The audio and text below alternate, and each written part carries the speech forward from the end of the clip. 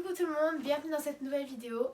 Aujourd'hui je vais vous parler des 39 livres que j'ai lus entre juillet 2024 et décembre 2024. Je vais vous les présenter, vous donner mon avis, ce que j'en ai pensé. Donc j'espère que ça vous donnera des idées de lecture et que vous aurez cette vidéo. Alors il y aura des livres que j'aurai en livre, donc qui sont à mes côtés. Mais vu que je lis beaucoup en liseuse, il y en a beaucoup que je n'ai pas en papier. Donc voilà, mais je vous mettrai les couvertures. Du coup, le premier livre que j'ai lu depuis début juillet, c'est The Perfect Match. The Perfect Match, c'est de Lila Mars, je crois. Donc, The Perfect Match, qu'est-ce que c'est? C'est un livre qui se passe au XXIe siècle. Et en fait, à cette époque-là, du coup, dans le futur, c'est la science qui dirige toute notre vie. C'est-à-dire que à peu près toutes nos décisions, toute notre journée, ça va être basé sur la science qui va nous dire ce qu'il faut faire, ce qu'il ne faut pas faire en fonction des comptabilités. Et donc, la science nous trouve un amoureux ou une amoureuse. En fait, on ne choisit pas avec qui on va vivre, c'est la personne avec qui on est le plus compatible. On suit Elliot, qui est une jeune fille de 17-18 ans, je crois, et qui est folle amoureuse de Ashton. Et en fait, lors de leur test de comptabilité, ils ne sont pas assez hauts, c'est-à-dire qu'ils ne sont pas assez compatibles pour pouvoir vivre ensemble. Ils n'ont pas le droit, légalement, dans ce monde de vivre ensemble. Et Elliot est compatible à 98,8%, c'est-à-dire le résultat le plus haut que la science ait jamais émis au niveau de comptabilité. Elle est compatible donc à 98,8% avec Isaac, le frère d'Ashton, donc qui est 1 an, 2 ans de plus. Donc gros scandale, et bien sûr, vu qu'ils sont compatibles, ils sont autant compatibles on va dire, au bout de 3 semaines ils sont obligés de se marier, de vivre ensemble, c'est vraiment... En fait ils n'ont pas le choix. Du coup, ça ne se passe pas du tout bien avec Isaac, parce que c'est quelqu'un, il fait partie des rares personnes qui ne croient pas en la science, qui vont potentiellement se révolter. Voilà, je ne vous en dis pas plus, c'est un livre vraiment très sympa, j'ai beaucoup aimé l'ambiance du livre, etc. J'ai vraiment beaucoup apprécié, donc j'ai hâte de lire le 2. Deuxième livre que j'ai lu, ça s'appelle Noblesse oblige. Ça se passe à peu près à notre époque, je pense, sauf que la révolution de 1789 n'a pas abouti, c'est-à-dire que les Français n'ont pas gagné, donc il y a toujours des rois, des reines, c'est vraiment... on a toujours les belles robes, les beaux habits, on vit comme en 1789. Sauf que bien sûr, il y a la nouvelle technologie, c'est-à-dire qu'il y a des... Tout tourne un peu autour des séries télévisées, dont une qui s'appelle Noblesse oblige, et qui sélectionne plusieurs roturières, en quelque sorte, et qui vont les présenter aux princes, aux ducs, aux personnes très importantes, pour les marier. Et donc nous on suit Gabrielle qui a été sélectionnée pour Noblesse oblige, mais Gabrielle est une anti-royaliste, c'est-à-dire que elle ne veut plus de roi, quoi, comme pas mal de personnes de plus en plus. Donc elle est dans une association de rebelles qui est pour l'instant inconnue du roi, etc. Et du coup elle participe à la série télévisée et elle apprend plein de scandales, etc.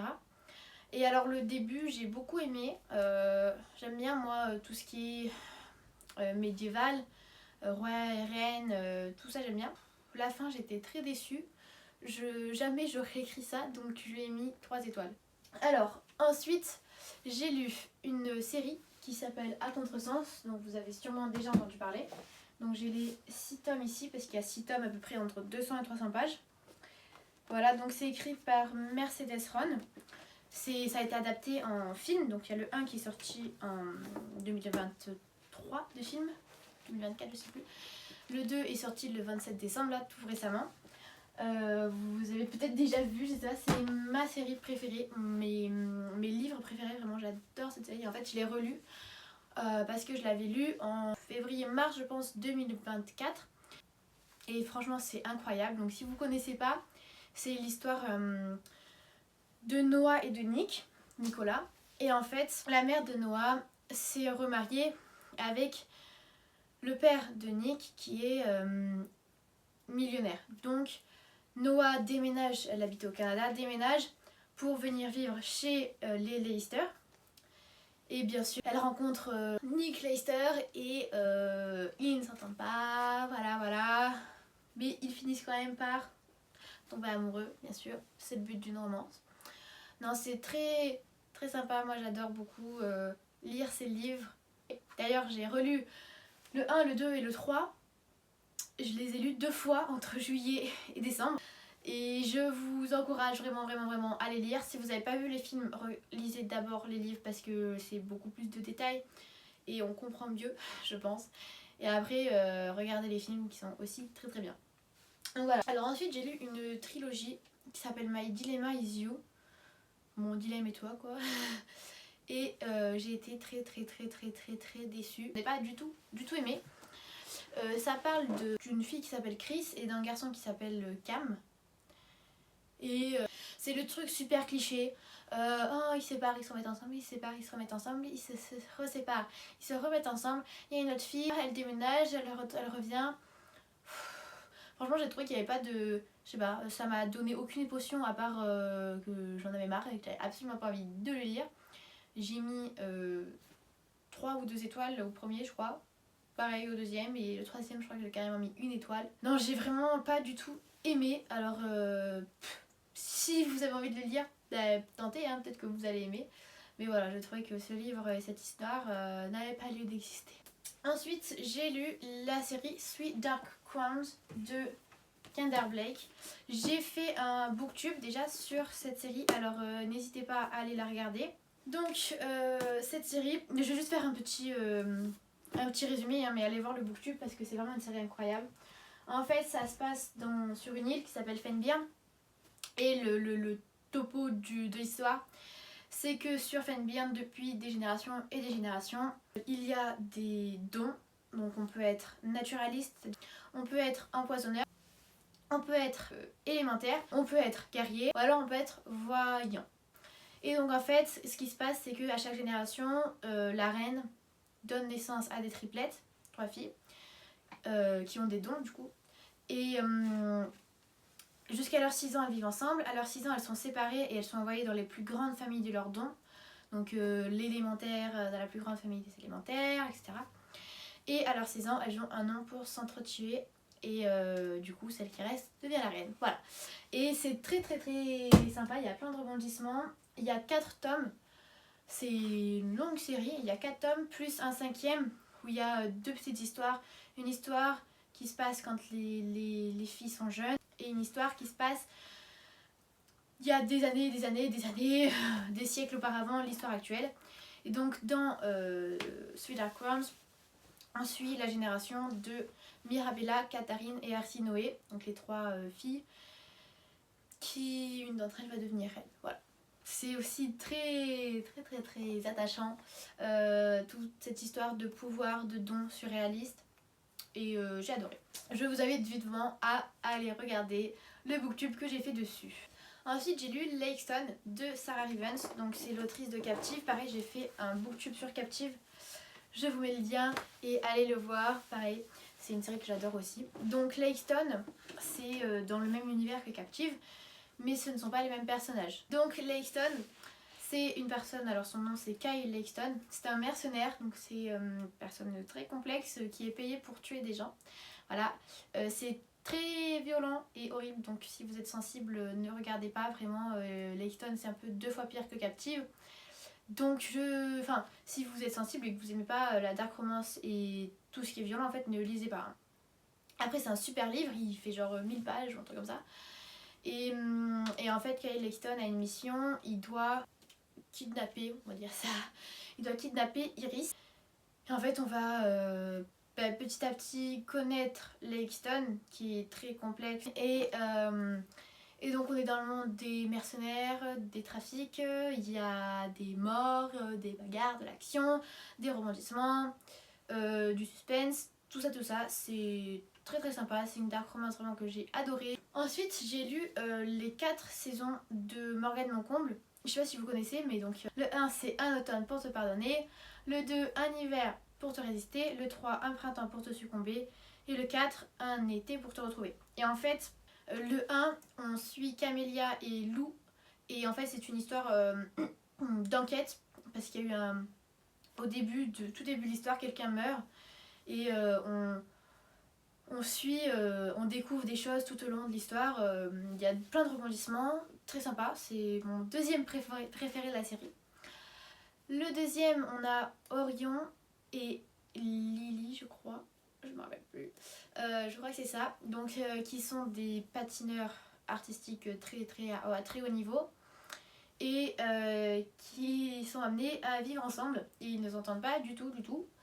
Donc voilà, un peu plus léger, mais c'était sympa. C'est mon... Bah, je pense c'est un que j'ai le moins aimé. Mais quand même, les livres de Morgane Moncombe sont très sympas. Donc je vous le conseille. Tout, je vous le conseille dans tous les cas. Le troisième, mon préféré, Printemps pour te succomber. On suit Magnolia, on l'appelle Nolia, et Camille. Et en fait, Camille est un millionnaire, on va dire ça. Et Nolia a une fille et son ex va revenir dans sa vie. Elle se sent pas trop en sécurité, on va dire. Et en fait, ils vont commencer, Camille et Nolia, ils vont se rencontrer dans des circonstances totalement très étranges.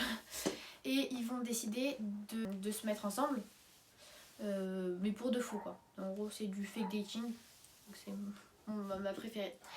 Et petit à petit, ils vont se connaître, etc. Bon, on connaît tous la fin, mais franchement, c'est très sympa. C'est le livre des 4 que je préfère. J'ai adoré l'histoire et tout. Ils sont trop mignons. J'ai beaucoup aimé. Et le dernier, c'est donc Un été pour te retrouver. Et donc, on suit Jasmine et Andrea. Et en fait, ils ont été ensemble. C'est son amour d'enfance à Jasmine, c'est-à-dire quand elle avait 15-16 ans. Et ils ont rompu il y a 2 ans, je crois. Et donc là, leur meilleur ami se marie et ils se retrouvent. Donc c'est très dur pour Jasmine qui l'aime toujours et Andrea aussi l'aime toujours. Voilà, donc pendant tout le livre, c'est un peu autour de ça. Et la fin est surprenante et pas commune, donc c'était quand même, j'ai beaucoup aimé. Pareil, je vous le conseille, franchement, lisez les 4 saisons, c'est un incontournable. Ensuite, j'ai relu Perfectly Wrong, donc qui est le tome 1,5 de Captive. Donc pareil, allez voir mon booktube sur Captive, je vous raconte tout de Perfectly Wrong. Je vais juste vous dire, on suit l'histoire de Ben et Bella. Et Ben fait partie du réseau Scott, qui est un réseau illégal de trafic, etc. Bref, allez voir mon booktube, hein, vous êtes obligés. Ah, par contre, pareil, il y a un peu des armes, de la violence et tout, beaucoup moins que dans la Hickstone, mais il y en a quand même, donc si vous êtes sensible, pareil, ne le lisez pas. Ensuite, j'ai lu Orgueil et préjugés, donc de Jane Austen, un classique. C'était trop bien, j'ai adoré ce livre. Hein, il est là. Orgueil et préjugés. C'est trop bien, hein. On adore Elisabeth et Monsieur Bingley, Monsieur Darcy. On les aime tous. C'est un classique, je trouve quand même, c'est intéressant. C'est sûr que c'est assez long à lire parce que c'est pas un langage commun, donc c'est un peu plus dur, mais c'est quand même très accessible. Et c'est donc une histoire d'amour qui se passe plein de trucs dedans, c'est très sympa. J'ai beaucoup aimé. Voilà, Orgueil et préjugés. D'ailleurs, je ne l'avais pas montré, mais voilà. Perfectly Wrong. Et là, j'ai oublié. Alors ensuite, j'ai lu 2 livres de Helena Armas. Donc j'ai que le tome 1, je n'ai pas le tome 2. Donc le tome 1, c'est The Spanish Love Deception. C'est mon préféré des deux. Donc ça, c'est du fake dating. En fait, c'est une fille qui s'appelle Catalina et qui est mariée avec sa sœur. Et en fait, elle a dit à sa famille, pour plein de raisons, que elle avait un petit copain parfait, l'américain typique, trop beau, etc. Sauf que elle est toute seule, bien sûr. Et donc, elle a peu de temps pour se trouver quelqu'un, parce qu'elle n'a pas envie d'avouer qu'en fait, elle a menti.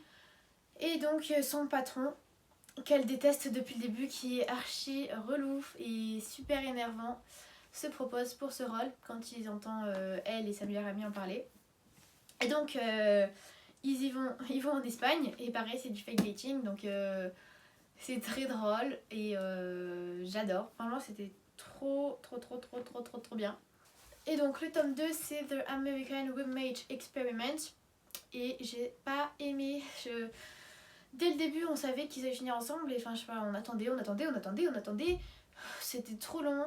Non franchement j'ai pas du tout passé un bon moment. Mais enfin une romance quoi, classique. Classique. Si vous aimez les romances classiques, lisez-le.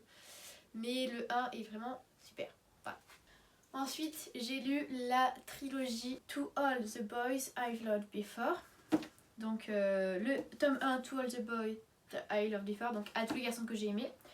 Le tome 2 PS I Still Love You, PS Je t'aime encore. Et le tome 3 Always and Forever, pour toujours et à jamais. C'est les premiers livres que j'ai lus en anglais. Et franchement, bah, j'ai pas du tout trouvé ça dur. Il y a quelques mots que je comprends pas forcément, mais j'adore lire en anglais. Je sens que je vais lire plein de livres en anglais en 2025, c'est super sympa. Et cette romance est incroyable, c'est une de mes romances préférées. C'est un livre réconfortant, qui te rend heureux, qui te redonne le sourire. Et t'as juste envie de lire, de jamais finir. Je pense que vous connaissez parce qu'il y a des films sur Netflix. Pareil, il y a le 1, le 2, le 3. Et la série avec la petite sœur. Donc si vous ne connaissez pas, je vais vous expliquer. C'est Peter Kavinsky, l'histoire de Peter Kavinsky et de Lara Jean Sonkovi. Et bien sûr, c'est encore une histoire de fake dating, parce qu'en fait, Lara Jean, dans son enfance, a été amoureuse de 5 garçons. Elle a écrit une lettre d'amour, très d'amour aux 5 garçons, mais qu'elle l'a mis dans une boîte et qu'elle n'a jamais retouché. Et sa petite sœur Kichi les a un jour envoyés, c'est-à-dire que les 5 garçons ont reçu cette lettre d'amour des années après, très gênant. Et Peter Kavinsky était un de ces garçons. Et aussi, un autre garçon, c'était le copain de sa sœur. Voilà, donc c'était un gros scandale, il fallait absolument pas qu'il croie qu'elle l'aime, etc. Et donc elle a commencé à sortir avec Peter Kavinsky, mais pour de faux. On veut tous un Peter Kavinsky dans notre vie, c'est tout. C'est trop choupi. Donc le 1, c'est leur histoire de fake dating où ils finissent ensemble, bien sûr, heureusement pour nous. Le 2, PS I Still Love You, on a dans l'histoire en fait John Ambrose McLaren, qui est un autre garçon qui a reçu une lettre d'amour de Lara Jean. Et ils se retrouvent, etc. Donc bon, c'est... voilà. Et le 3, c'est l'histoire de la fac. En gros, ils doivent choisir une fac. Et ils ne peuvent pas aller à la même fac. Donc il se passe pareil, il se passe plein de trucs, etc. Mais on adore cette histoire. Elle est incroyable. Il faut absolument que vous la lisiez au moins une fois dans votre vie. Parce que c'est super bien. Ensuite, j'ai lu un autre livre en anglais. En fait, j'ai lu Harry Potter 1, donc j'ai lu déjà 4 fois dans ma vie. Je suis une grande fan d'Harry Potter. Je pense que vous connaissez tous Harry Potter, pas besoin de faire un petit topo. Hein, voilà, J.K. Rowling. Ensuite, j'ai lu Inheritance Game. Donc pareil, ça je pense que vous avez déjà entendu parler. Et c'est une histoire dans un manoir. En gros, il y a une famille très riche. Le grand-père est multimilliardaire. Et il a 3 petits enfants, je crois. Oui, voilà, il a 3 petits enfants. Et il meurt. Et il lègue à peu près toute sa fortune, donc 90% de sa fortune, à une fille qui n'a absolument rien à voir et qui n'avait jamais entendu parler d'eux. Et donc en fait, pendant tout le livre, ils essayent de découvrir pourquoi. Et en fait, ils apprennent plein de trucs. Et le grand-père a laissé plein d'indices qui leur permettent de découvrir des choses qu'ils n'avaient même pas idée, voilà, des choses très choquantes. Voilà, très sympa, de l'intrigue, il y a une petite romance aussi dedans et j'ai hâte de lire les autres tomes. Ensuite j'ai commencé à relire la série Red Queen. Donc Red Queen, il y a 4 tomes, c'est des assez longs tomes, là je suis en train de lire le 3 du coup. J'ai lu le 1 et le 2 en 2024. C'est incroyable, c'est une série très sympa. Et pareil, c'est du surnaturel, donc ça se passe à Norta. Et en fait, il y a 2 sortes de gens, on va dire. Il y a les rouges et les argents. En fait, les argents ont un sang argent et ont des pouvoirs. Donc il y a plein de dons de pouvoirs possibles. Hein. Et les rouges ont le sang rouge et n'ont pas de pouvoir. Donc les rouges sont en gros les serviteurs, ils vivent tous dans des bidonvilles. Ils partent à la guerre, etc. Et en fait, Mère Barrow est une fille, donc on suit, on est dans sa tête, qui découvre au bout d'un moment qu'en fait, elle a du sang rouge, mais elle a un pouvoir. Donc c'est inconcevable en fait pour eux, parce que les rouges n'ont pas de pouvoir, les argents ont des pouvoirs, point. Aucun rouge n'a jamais eu de pouvoir, aucun argent n'a jamais eu pas de pouvoir. Et donc pareil, il se passe plein de trucs après, beaucoup d'actions, parce que du coup les rouges petit à petit veulent renverser les argents. Donc il y a ce qu'on appelle la garde écarlate, une organisation rebelle parmi les rouges qui vise à renverser les argents, parce que les rouges sont clairement des esclaves et c'est absolument pas normal. Très cool à lire, et il y a plein d'aventures, de suspense. Pareil, il y a une romance, il y a beaucoup de rebondissements. Et ensuite on passe dans les livres de Noël que j'ai lus à Noël. J'ai lu la trilogie La romance presque parfaite d'une accro à Noël. Alors c'est écrit par Laura Wild. Et donc la romance presque parfaite de Noël, c'est une romance mimi à lire à Noël que je vous conseille, qui est très sympa.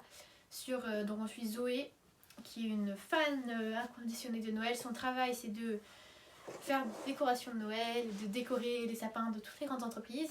Et Ethan, qui est un mec qui n'en a un peu rien à faire de Noël, qui est un journaliste, et il doit passer quelques jours chez Zoé pour faire un reportage sur elle.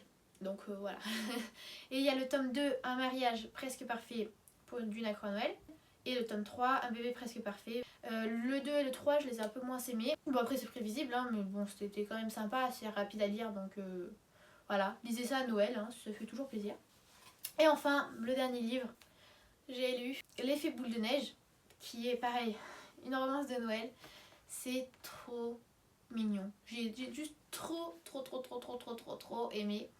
C'est une fille qui aime son meilleur ami Charles depuis son enfance en fait. Et Charles est parti 4 mois aux États-Unis et il revient pour les vacances de Noël avec une copine. Et donc elle fait semblant de sortir avec son frère, encore du fake dating. Et bien sûr, ils apprennent à se connaître, etc. Mais c'est trop mignon, j'ai adoré. Franchement, j'ai été surprise, je me suis dit ah ouais, ça va être comme les autres et tout, mais non, c'était trop bien. Donc pareil, je vous le conseille. Parfait à lire à Noël. Et voilà, cette vidéo est terminée, j'espère qu'elle vous a plu. N'hésitez pas à me donner cette vidéo. Si cette vidéo vous a plu, à liker et à vous abonner. Merci!